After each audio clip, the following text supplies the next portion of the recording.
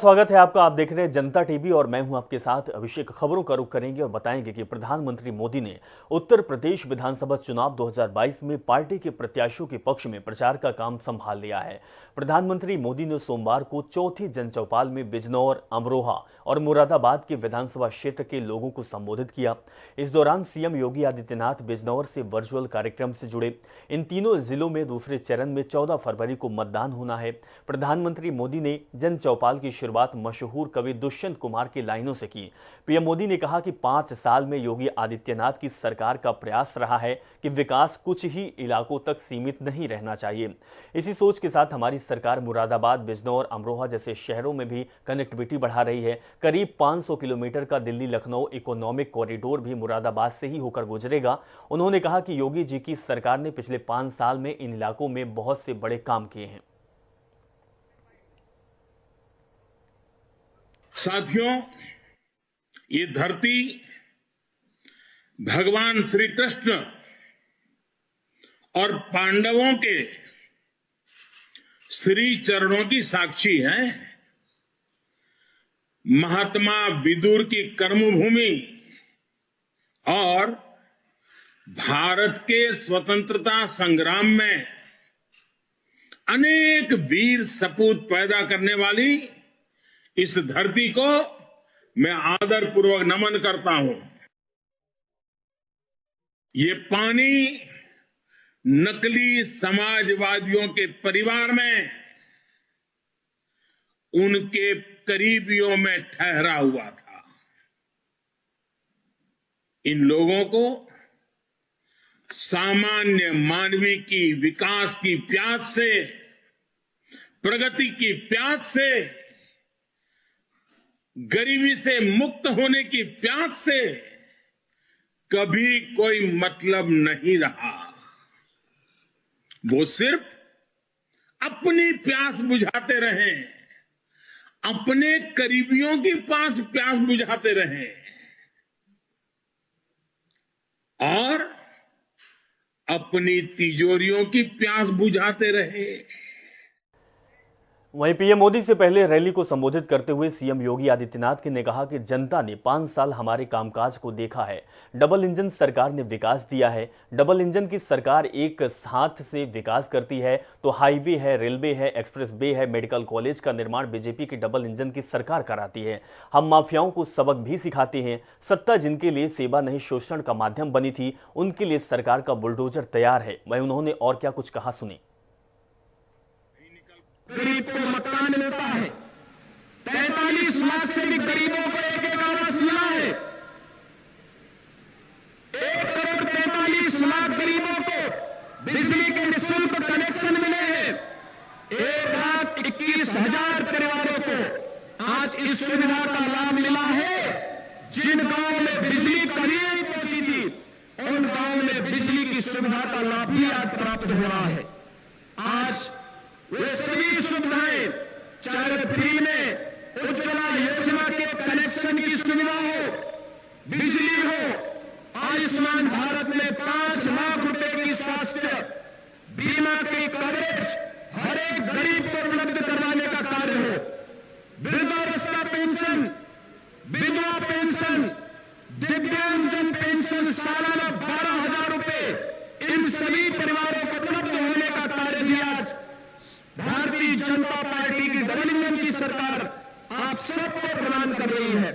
भाइयों बहनों, जब संकट का साथ भारतीय जनता पार्टी की डबल इंजन की सरकार है, तो संकट में साथी नहीं, वह अवसरवादी है।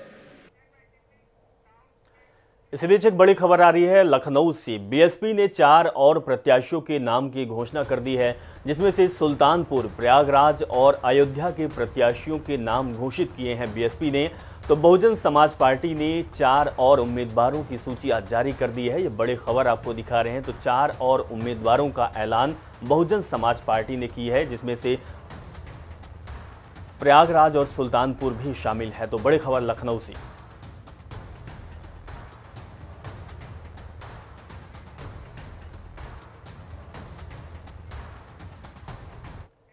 चलिए रुकते छोटे ब्रेक के बाद आपका स्वागत है। अब खबरों का रुख करेंगे और बताएंगे कि केंद्रीय वाणिज्य एवं उद्योग मंत्री पीयूष गोयल आगरा दौरे पर रहे। पीयूष गोयल ने मैरिस रोड स्थित हबीब गार्डन में आयोजित सभा को संबोधित कर रहे थे। इस दौरान उन्होंने कहा कि योगी को बुलडोजर बाबा कहा जा रहा है। इससे पता चलता है कि प्रदेश में कानून व्यवस्था कितनी ठीक हुई है। उन्होंने कहा कि राष्ट्र निर्माण में व्यापारियों का बहुत बड़ा योगदान है, इसीलिए 7 सीटें जिताकर मोदी योगी के हाथों को मजबूत करें। पीयूष गोयल ने कहा कि मोदी और योगी की सरकार में उत्तर प्रदेश का विकास हुआ है। डबल इंजन की सरकार में यही फायदा होता है कि योगी ने प्रदेश में सुशासन लाने का काम किया, उनकी सरकार में अपराध कम हुआ है। मुझे लगता है कि उत्तर प्रदेश के हर नागरिक को ये ध्यान आ गया है कि एक अच्छी सरकार, ईमानदार सरकार जिसका काम भी और सोच भी अच्छी है, कानून व्यवस्था को मजबूत करती है, विकास को उत्तर प्रदेश के कोने कोने तक पहुंचाती है। ऐसी सरकार डबल इंजन की केंद्र में प्रधानमंत्री मोदी जी के नेतृत्व में और राज्य में योगी जी के नेतृत्व में फिर एक बार स्थापना करने का निश्चय संकल्प उत्तर प्रदेश की जनता ने ले लिया है। बंगाल की मुख्यमंत्री और तृणमूल कांग्रेस यानी कि टीएमसी सुप्रीमो ममता बनर्जी ने उत्तर प्रदेश विधानसभा चुनाव में समाजवादी पार्टी के पक्ष में प्रचार के लिए आज लखनऊ पहुंच गई हैं। लखनऊ एयरपोर्ट पर सपा के अध्यक्ष अखिलेश यादव ने उनका जोरदार स्वागत किया। ममता बनर्जी मंगलवार को अखिलेश यादव के साथ संयुक्त पत्रकार वार्ता भी करेंगी। वे वाराणसी भी जाएंगी और वहां पर काशी विश्वनाथ मंदिर में पूजा अर्चना भी करेंगी। तो वहीं ममता बनर्जी के लखनऊ आगमन पर उप मुख्यमंत्री दिनेश शर्मा ने बड़ा बयान दिया है। दिनेश शर्मा ने कहा कि सपा के गुंडे और माफियाओं का सहयोग करने ममता बनर्जी आ रही हैं। उन्होंने सवाल किया है कि सपा राष्ट्रीय अध्यक्ष अखिलेश यादव के बुलाने पर उत्तर प्रदेश में ममता बनर्जी आखिर क्यों आई, उनको जवाब देना चाहिए। और जिस तरह से उत्तर प्रदेश और बिहार के लोगों को गुंडा माफिया कहकर भगाने की बात कही, उस पर ममता बनर्जी जी को अपने शब्द वापस लेना चाहिए। बिहार और उत्तर प्रदेश की जनता से माफी मांगनी चाहिए। समाजवादी पार्टी के सुप्रीमो उनके अध्यक्ष उनको लेने के लिए पहुंचे थे। लंबा काफिला था और मुझको लगता है कि ममता जी यहां आई है तो उनको ये बताना जरूर चाहिए कि वो अपने आप आई है कि आदरणीय अखिलेश जी ने उनको बुलाया है। ममता जी अगर अपने आप आई है तो उत्तर प्रदेश की धरती पर कदम रखने के साथ ही उनको 2 शब्द का क्षमा याचना उत्तर प्रदेश के लोगों से जरूर करना चाहिए। आम आदमी पार्टी के राज्यसभा सांसद संजय सिंह ने गाजियाबाद में एक प्रेस कॉन्फ्रेंस करते हुए गृह मंत्री अमित शाह को कहा है कि अमित शाह जी मुगली घुट्टी पिए हुए हैं। साथ ही योगी आदित्यनाथ के गर्मी वाले बयान पर निशाना साधते हुए कहा कि ऐसी अमर्यादित भाषा किसी मुख्यमंत्री की नहीं हो सकती। ये बात तो कोई सड़क छाप व्यक्ति ही कर सकता है। मोदी जी की बिजनौर रैली रद्द होने पर संजय सिंह ने कहा कि जहां जहां मोदी जी जा रहे वहां मौसम अचानक खराब हो ही जाता है और चुटकी लेते हुए कहा कि अब ये पता करना होगा कि वहां मौसम खराब हुआ था या पब्लिक ने मौसम को खराब कर दिया था। मोदी जी की बेचारे की बड़ी जो है दुर्दशा इस समय चल रही है। जहां जहां जाते हैं मौसम खराब हो जा रहा है। अब पता करना पड़ेगा कि मौसम ही खराब था या वहां पे संख्या खराब थी, किस वजह से नहीं गए मोदी जी, इसकी जानकारी आने के बाद ही। उत्तर प्रदेश में हिंदू को मुसलमान से डराते हैं, मुसलमान को हिंदू से डराते हैं। हरियाणा में चले जाते हैं तो जाट गैर जाट शुरू कर देते हैं। महाराष्ट्र में चले जाते हैं तो मराठा गैर मराठा शुरू कर देते हैं। पंजाब में चले जाते हैं तो हिंदू और सिख शुरू कर देते हैं। गोवा में चले जाते हैं तो हिंदू और ईसाई शुरू कर देते हैं। तो भारतीय जनता पार्टी का नाम दरअसल भारतीय झगड़ा पार्टी है, जिसके पास झगड़ा लड़ाने के अलावा कोई दूसरा काम नहीं। मुख्यमंत्री पुष्कर सिंह धामी ने सोमवार को लक्सर पार्टी प्रत्याशी संजय गुप्ता द्वारा आयोजित पीएम की वर्चुअल जनसभा में बतौर मुख्य अतिथि शिरकत की। सीएम धामी ने कहा कि जिन्होंने सरकार में रहकर राम और राम मंदिर का पुरजोर विरोध किया, वही आज तिलक लगाकर जनेऊ पहनकर लोगों को गुमराह कर रहे हैं। सीएम ने कहा कि 2017 के चुनाव में जनता ने प्रदेश हित में सही निर्णय लिया था। इस बार भी लोग प्रदेश को सही हाथों में ही रखने का फैसला लेंगे। उत्तराखंड की और देश की जनता मोदी जी पर विश्वास करती है और मोदी जी ने उत्तराखंड के विकास में जो काम प्रधानमंत्री बनने के बाद किया है, पहले कभी किसी की सोच भी नहीं थी, उस दिशा में काम हो रहा है। उन्होंने उत्तराखंड के लोगों से आह्वान किया है कि डबल इंजन की सरकार बनाएं। निश्चित रूप से आज उत्तराखंड के लोग डबल इंजन की सरकार बनाएंगे, क्योंकि उत्तराखंड के लोगों ने डबल ब्रेक की सरकार भी देखी है, जिसने सारी योजनाओं को यहाँ रोकने का काम किया है, सारी योजनाओं को जो है बाधित करने का काम किया है। उत्तराखंड के लोग आज विकास के साथ चल रहे हैं, आज मोदी जी के साथ चल रहे हैं। मोदी जी के साथ चलने वाली सरकार बनाएंगे और प्रचंड बहुमत की भाजपा की सरकार यहाँ पर बनाएंगे। 14 फरवरी को जब मतदान होगा और 10 मार्च को जब रिजल्ट निकलेगा तो एक तरफा भाजपा की जीत होगी। हमने नारा दिया है, अब की बार 60 बार उत्तराखंड की देवतुल्य जनता के आशीर्वाद से वो नारा हमारा पूरा होगा।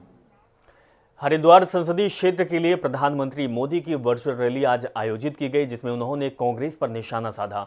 उन्होंने कहा कि कांग्रेस की नीतियों में उत्तराखंड के विकास के लिए जगह नहीं है।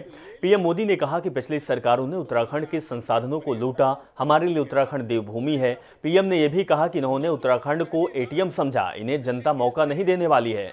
उत्तराखंड में फिर डबल इंजन की सरकार बनेगी। प्रधानमंत्री मोदी ने कहा कि कांग्रेस ने उत्तराखंड के विकास के साथ पाप किया है।